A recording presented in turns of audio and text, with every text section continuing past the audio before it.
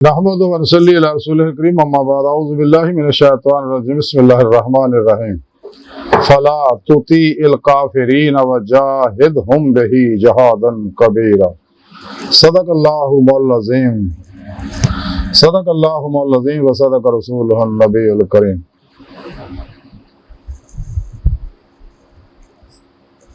لا الہ الا اللہ محمد الرسول اللہ قرۃ عین بک یا رسول اللہ صلی اللہ علیہ وآلہ وسلم لبیک یا رسول اللہ لبیک صلی اللہ علیہ وآلہ وسلم لبیک اللہم لبیک جل شانہ ازل تو لے کے اب تک اللہ سونے دی بے حد حمد و ثنا اللہ دے پیارے حبیب تے بے شمار درود و سلام تو بعد قابل صد احترام معزز سامعین آج دے درس تصوف دے اندر جہاد کبیر دا ذکر کران گے۔ قرآن کریم دی سورہ فرقان دی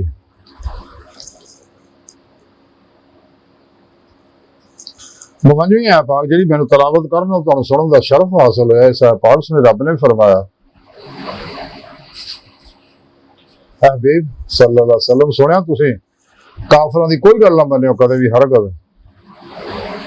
اور اس قرآن دے ذریعے انہاں نال بڑا جہاد کرو، جہاد کبیر کرو۔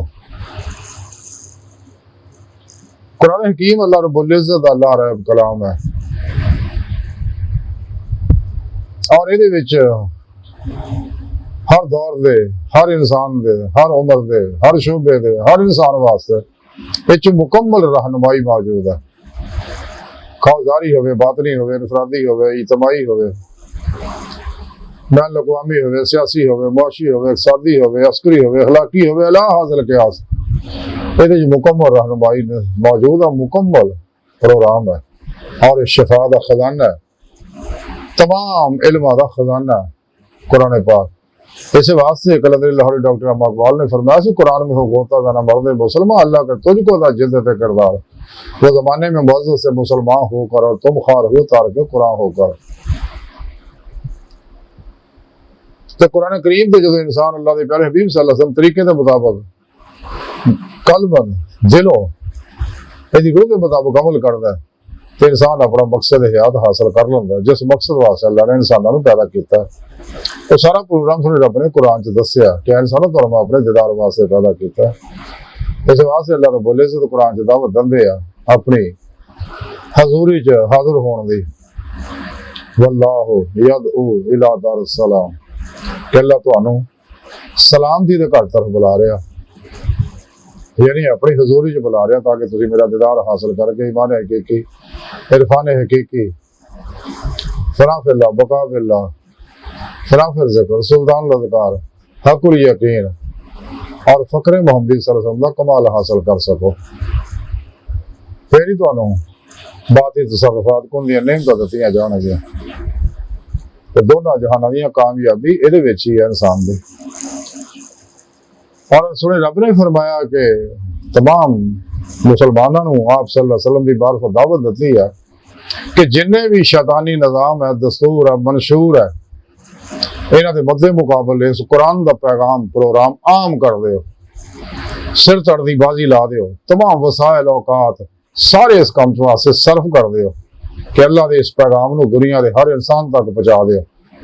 تاکہ وہ اپنا مقصد حیات حاصل کر سکے، صراط مستقیم تے چل سکے، جہدے بارے سنے رب نے قرآن دسیا وال اللہ قصد سبیل، سیدھا رستہ اللہ تک جا پہنچتا ہے۔ اور قرآن پاک ہی سنے رب نے دسیا وانا الی ربک المنتہی، انسان تہاڈی آخری منزل تہاڈا رب ہے۔ اور وہ طریقہ بھی سنے رب نے قرآن چ دستا وابتغوا الوسیلہ وجاہدوا فی سبیل اللہ لعلکم تفلحون وما خلقت الجن والانس الا لیعبدون والذین آمنوا اشد حبا للہ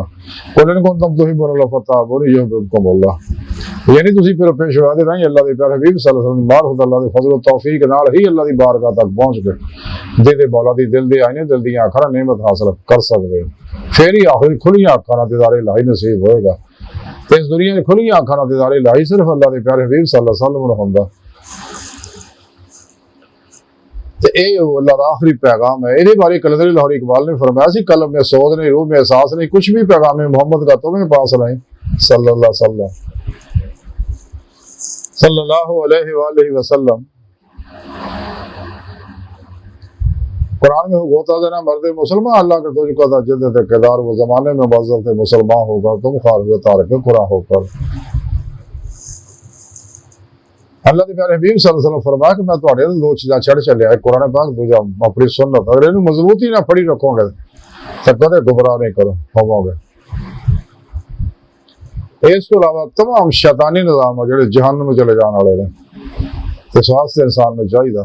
قرآن و سنت کو مضبوطی نہ پڑھے ہمیشہ اجماع اہل سنت و جماعت دے نال رہے گمراہ 72 جہنمی فرقے فرقیاں ٹولیاں دیاں لکھیاں ترجمے تفسیرات تو بچے 2 نمبر غیر شرع بابیاں تو نام نہاد مدت الاسلامی دہانی اسکار اسلام انسانی دشمن قوتاں دے پروگراماں تو کلی منہ موڑ دفن کر دے سارے پروگراماں قرآن و سنت کو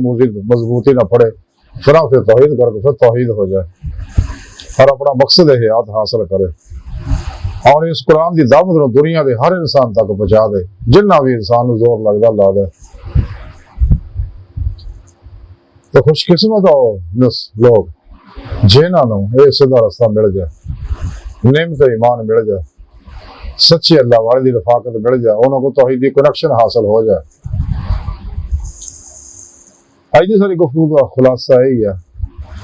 کہ سانو چاہیے اللہ سونے جو منع کیتا کدے کافراں دی کسے گل تے نہ منو انہاں کافراں منافقاں دے منشوراں دستوراں دا منہ موڑ لو تو قرآن و سنت کو مضبوطی نہ پڑھو ہمیشہ اجماع اہل سنت و جماعت دے نال اصل حاضر جے اگر کوئی اچھا ترجمہ قرآن پاک دا ہے تے او حضور امام احمد رضا خان صاحب بریلوی رحمۃ اللہ علیہ اور پیر کرم شاہ صاحب بیرا شریف والے دا مزید وضاحت نہ پڑھنا تفسیر ضیاء القرآن میں پڑھو دے جو بہت مکمل رہنمائی موجود ہے اس کو علاوہ جنہیں بھی شیطانی پروگرام انہوں کو بچو گمراہ فرقیاں دے جنہوں کے بارے کلندری لاہور ڈاکٹر علامہ اقبال نے فرمایا قرآن چ منع کیتا نا پیچھے نہ جاؤ تیری وضاحت ڈاکٹر علامہ اقبال نے کی ہے کہ خود بدلتے نہیں قرآن کو بدل دیتے ہیں کس درجہ میں فقیحان حرم بے توفیق قرآن کو بازی چاہے تفعال بنا کر چاہیں تو کریں ایک نئی شریعت ایجاد ہے اور 2 نمبر بابیاں کے بارے کلندری لاہور ڈاکٹر علامہ اقبال نے فرمایا الہی تیرے سادہ دل بندے کدھر جائیں درویشی بھی ہے یاری سلطانی بھی ہے یاری لباس خضر میں ہزاروں حضر بھی پھرتے ہیں اگر دنیا میں جینا تو کچھ پہچان پیدا کر نہ خوش و بیدار ہو مرمر کی سلوں سے میرے لیے مٹی کا ہر مور بنا دو میراث میں آئی ہے نا مسرت رشاد زاگوں کے تصرف میں چڑیوں کا نشانہ نظرانہ نہیں سود ہے پیرانے حرم کا ہر خرقہ سالوس کے اندر ہے مہاجر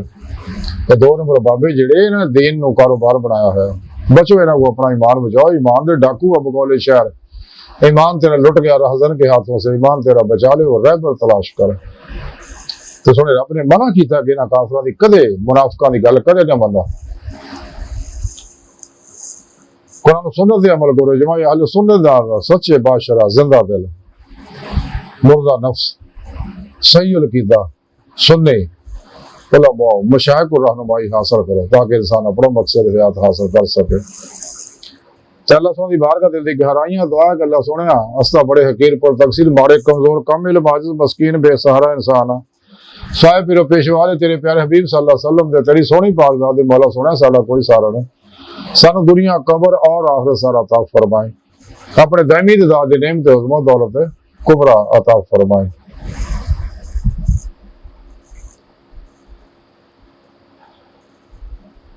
اللہ اکبر کبیرہ وما علینا الا البلاغ المبین